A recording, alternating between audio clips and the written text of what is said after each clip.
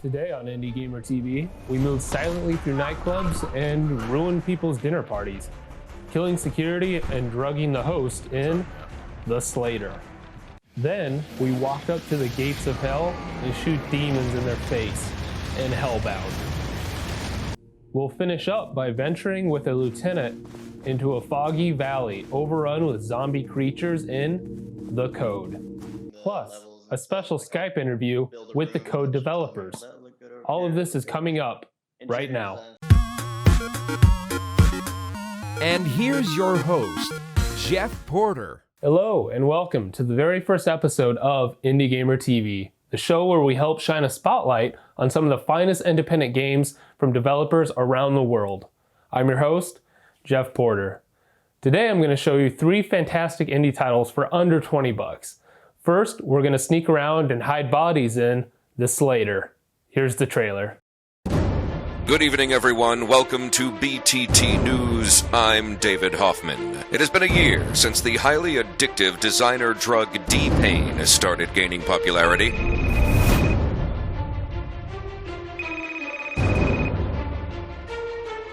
Slater. Mark, we have a new lead. Get ready for your next assignment.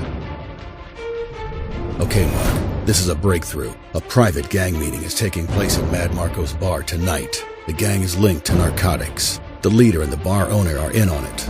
Your job is to kill both those drug dealers. I got it, Jacob. The D-Pain documents. Excellent. We're finally getting closer. According to documents, D-Pain drug is produced with only one unique device in a specific secret lab somewhere in the city. Take a look at this. Looks like a crappy old computer. Hector, someone knows about the device. Someone is coming after us. Cops? It wasn't the work of cops. It was more precise and bloodstained. I need explosives. Seriously? You lost your mind? You are a seriously fucking crazy motherfucker.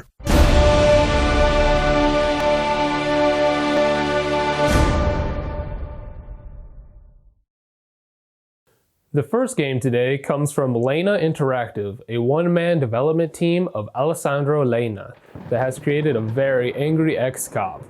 You play as Mark Slater, whose DEA agent father was murdered while investigating a new drug out on the streets, D-Pain.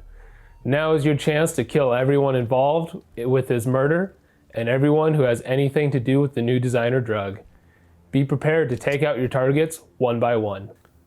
Follow along through the missions as you work with your father's ex-partner to solve this case. He's the brain and you're the muscle. Follow his intel and orders to execute each mission and make it out alive. The levels are large and filled with life, so his instructions will be needed. Though at the start of every mission it doesn't tell you exactly what to do, so some creativity and problem solving is a must. Use stealth-based tactics to get the upper hand on your enemies and take them out. Think carefully before you make your move, or you may be the one who ends up dead. While it is possible to complete some missions without killing everyone, there's no fun in that. Lure guards to their death, but be careful afterward. You'll want to hide their bodies so as not to raise suspicion. Stuff their lifeless corpse into closets, freezers, or any other containers large enough for a grown human body.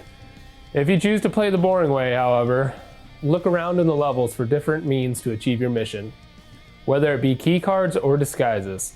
This will take longer, but it is safer, and you won't have to worry about a group of guards shooting you. Once you've collected the required evidence, you will have targets in every level designated to be eliminated. These are a must, however, so I guess you gotta kill some people. Sorry. How you do it though is up to you. Wait until they go in an empty room and make your move, poison their drink, and many other methods. Though they may seem innocent, these are the worst people involved with the creation and distribution of D-Pain, so take them out. The only thing that sticks out here is there's no save feature. So while these missions may take as long as 30 minutes, if you fail, it's back to the beginning for you. While it does remember which mission you were on, You can't save every 10 seconds. So some may like this because it adds to the overall difficulty, but many may find it as lacking. I'll let you decide. It may all sound a bit hokey, and while the story may be a little bit by the numbers, the Slater still features hours of gameplay and a decent enough story to keep you hooked. You can find the Slater for a modest $14.99 on Steam right now. Yes, the Slater storyline may be a bit by the books, but the fact it was developed by one person cannot be understated. Download it now and begin your killing streak today. However, if you're feeling like you might need something a little bigger than a silenced pistol, I think I have just the thing for you in this next game, Hellbound.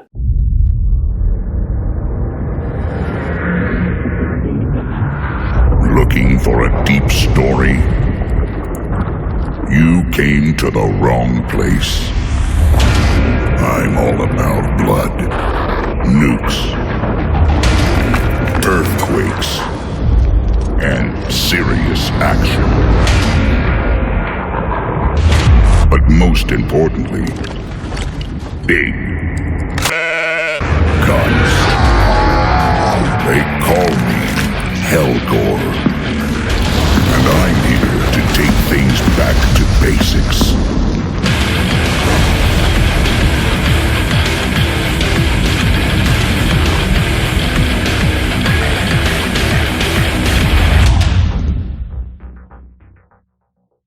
If you had a long day at work, weekend wasn't long enough, or you just feel like killing demons for an hour, then Hellbound is the perfect game for you. In today's exhilarating video game market, we are presented with epic and grand stories, deep character development, and dynamic voice acting. This isn't one of those. Quite simply, this is a bloodfest of ammo, guts, and brawn. Hellbound is filled with hilarious nostalgia, filled to the brim with cheese and awesomeness. While the complete game and story mode are still being developed, with a release date planned this year, they left us with a free-to-play survival mode for us to quench our thirst until then. In this survival mode version, you fight against hordes of enemies in a small island until you feel like it. You're Hellgore. You're as badass as Kratos and have more ammo than Rambo. Your only goal in life is to slay these demons from hell and look cool while doing it. And sound cool. You gotta sound cool doing it. That's why Saybot Studios, who received an Unreal Development Grant, recruited voice actor Artie Widgery from Lord of the Rings Online, Cabilla's Big Game Hunter, to lend his deep, brawny voice as Hellgore. All animation was captured using motion capture technology. The user interface is very reminiscent of the era as well, displaying the character's face at the bottom, getting more beaten and bruised as you take damage. Enemy corpses will remain on the ground until you destroy them, and the amazing title and menu screens will take you straight back to when you were playing Doom. You'll be able to cycle through many different weapons, including shotguns that shoot multiple rounds, rocket launchers, spiked club, and more. There will be items spread around like ammo and health boosts. Power-ups can be used to boost different stats for 30 seconds. Hell damage increases damage dealt by 3 times, and automatically breaks enemies upon death. Hell speed doubles your movement speed and increases your attack speed for 30 seconds. Last but not least, Hell Skin reduces damage by 90%, and you can cause no self-inflicted damage for 30 seconds. With recent revamps like Doom and Wolfenstein, now is the perfect time for Hellbound to get all the glory it deserves. Head over and pre-order the campaign on their website now, and head over to test out your survival skills and shoot some stuff in the face until then.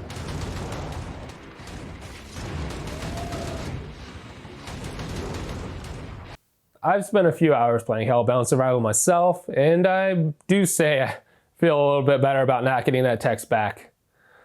Anyway, let's get to the last game of the show, a game that draws inspiration from the likes of Lara Croft Tomb Raider and is available right now. Here's The Code.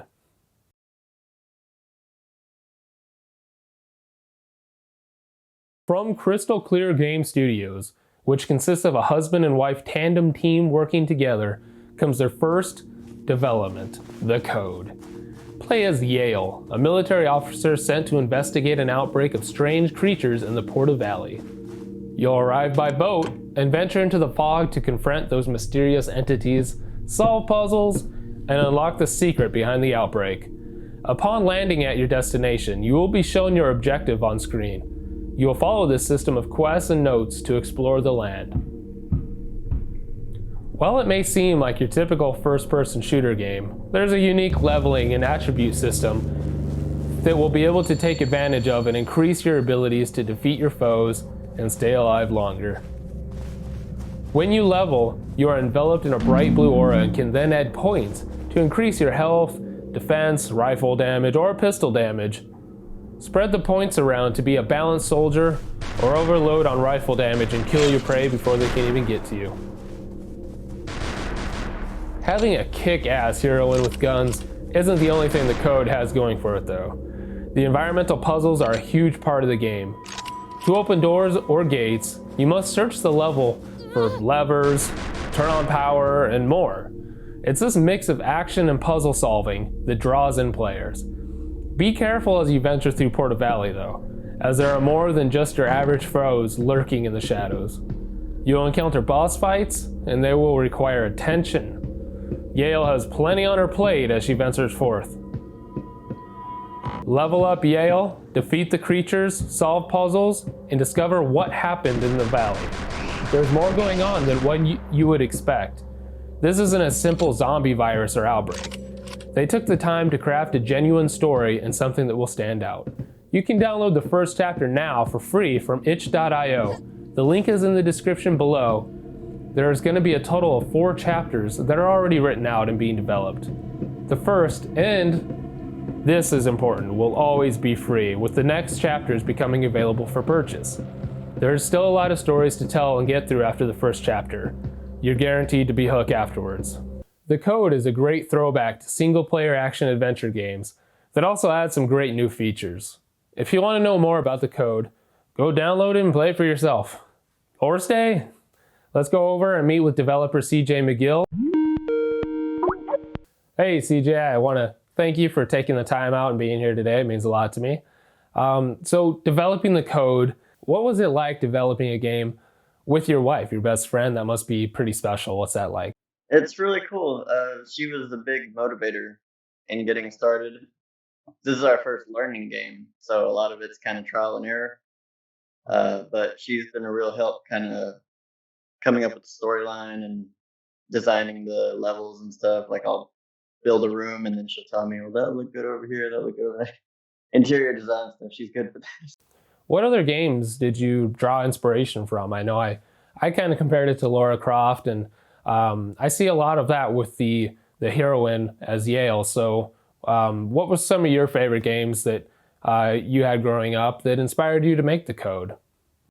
Well, we kind of took inspiration from a lot of games.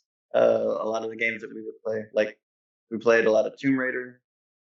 I was a big fan of the atmospheric kind of look that Silent Hill had. But my favorite games were always, like, my favorite game of all time is Final Fantasy VII. And I love RPGs.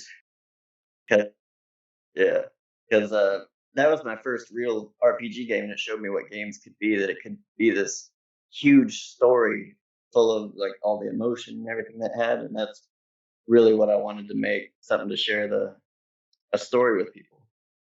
So we play as Yale. Can you give us a little bit more, maybe about her background or why she was chosen for this particular mission? Yeah, she's a military officer, and this is her first assignment since she got promoted to, I believe it's second lieutenant.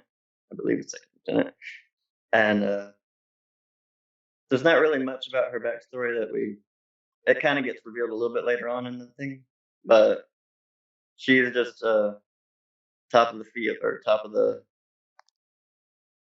what am I trying to say? Top of her class, I guess. Oh, okay.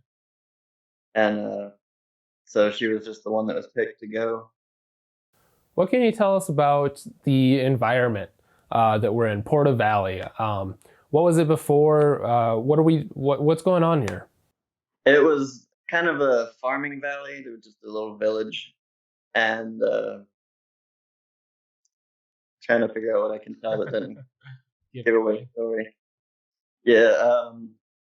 Well, there was just a little farming community there, and just all of a sudden things started happening. Kids started going missing, and then creatures started appearing, and people tried to evacuate, and all that kind of stuff. So you've got the first chapter. It's always going to be free to play. You have more planned. So what are the future plans for the code? So far, well, we have the story fully planned out. But as far as actually developed, we have the last live streamer. It took him about an hour and a half to get through the demo, or the chapter 1, I should say. It's not a demo. We have chapter 1 done. So it's about an hour and a half into it, and the future of it is we're working on. We applied for a grant from Epic for about 25 grand. We're still waiting to hear back on that.